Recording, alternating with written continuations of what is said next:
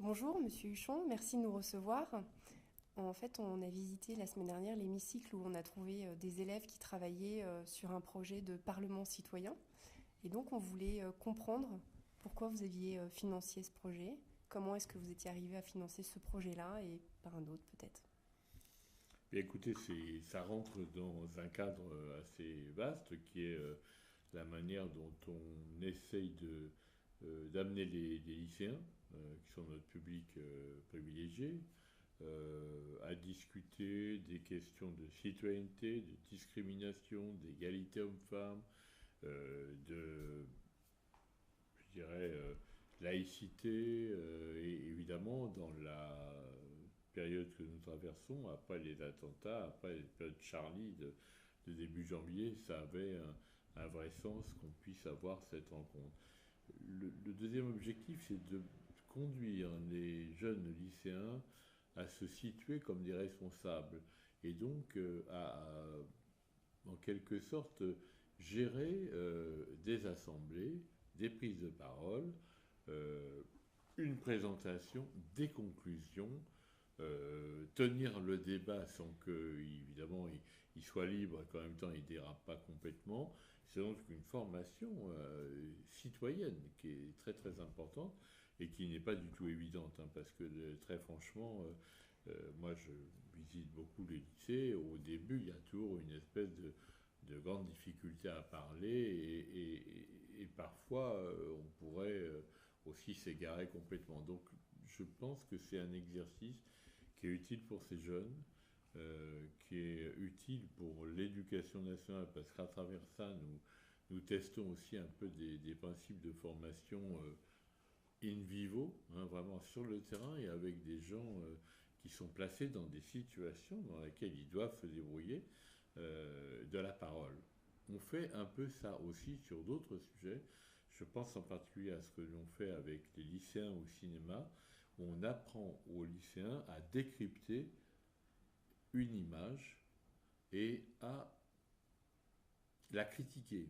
C'est-à-dire parce qu'on est dans une civilisation où l'image est tout, et on voit bien qu'il y a une tentation à la fois sur l'Internet, mais en général sur les vidéos, etc., à croire tout ce qu'on vous dit, ou alors à croire le contraire de ce qu'on vous dit et de ce que l'on a vécu.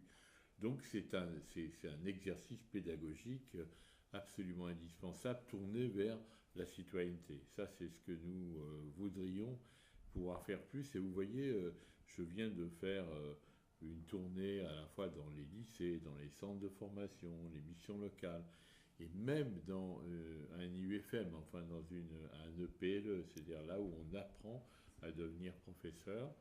J'en ai fait une bonne douzaine, et c'est exactement la même démarche. J'ai voulu voir comment se passaient les choses après Charlie. Parce qu'il y a eu Charlie, il y a eu les manifestants, il y a eu cette mobilisation magnifique de ce qu'on pourrait dire le peuple de France, mais il y a aussi des gens qui n'ont pas adhéré à ces manifestations, des gens qui n'étaient pas présents, il y a même des gens qui l'ont critiqué, il y a même des gens qui ont refusé carrément la minute de silence et qui ont expliqué pourquoi. Et donc, moi, ce travail-là, il doit conduire un jour ou l'autre un rapport que je remettrai au gouvernement pour dire voilà ce qui aujourd'hui chez ces jeunes les empêche d'adhérer à nos valeurs républicaines, ou en tout cas les fait douter de nos valeurs républicaines. Je pense que c'est important pour l'éducation nationale aussi de préparer ses professeurs, cette communauté éducative, à être en mesure de faire face à ce type de situation et à ce type de discours et à ce type, au fond, d'égarement qu'on peut constater. Or, lorsque j'ai rencontré les professeurs, les communautés éducatives, les proviseurs, mais aussi nos agents des lycées qui sont là et qui encadrent aussi hein, les élèves, on a eu l'impression parfois d'un certain désarroi, ou en tout cas de se dire on n'a pas été vraiment préparé à ça. Alors, de deux manières. D'abord parce que l'éducation civique, l'enseignement des valeurs républicaines, c'est un peu perdu.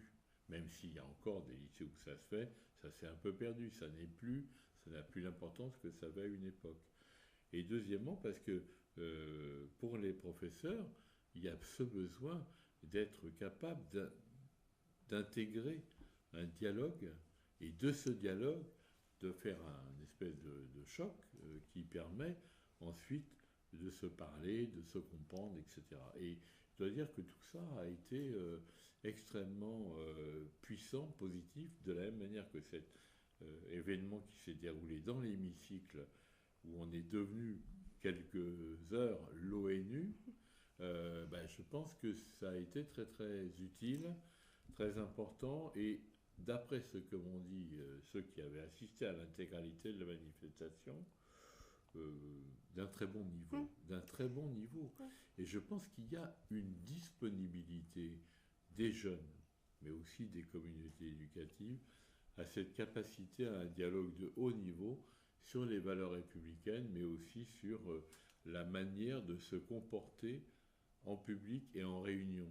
Et vous savez, ça n'a rien d'évident de savoir présider une réunion, de savoir donner la parole, de donner la parole à tous ceux qui la demandent sans frustrer et en même temps de ne pas allonger à l'extrême le discours. Tout ça, ça s'apprend. Or, vous voyez, c'est quelque chose dans leur métier futur, ils en auront besoin. Hein, parce que, par exemple, ici, une grande collectivité locale, c'est une espèce d'usine à réunion. Il y a des réunions tout le temps, on discute tout le temps, on reçoit tout le monde. Dans les entreprises, maintenant, le souci de communication avec l'extérieur est extrêmement important également. Et puis, il faut porter un projet d'entreprise et le faire partager aux salariés de l'entreprise. Et ça n'a rien d'évident. Moi, j'ai été président du Crédit Agricole pendant 3 ans.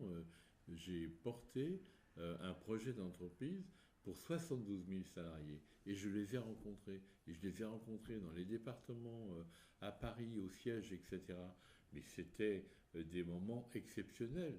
Et c'est parce qu'on peut participer à des exercices comme ça qu'on peut aussi s'investir, s'engager au sens large du terme et être un citoyen actif.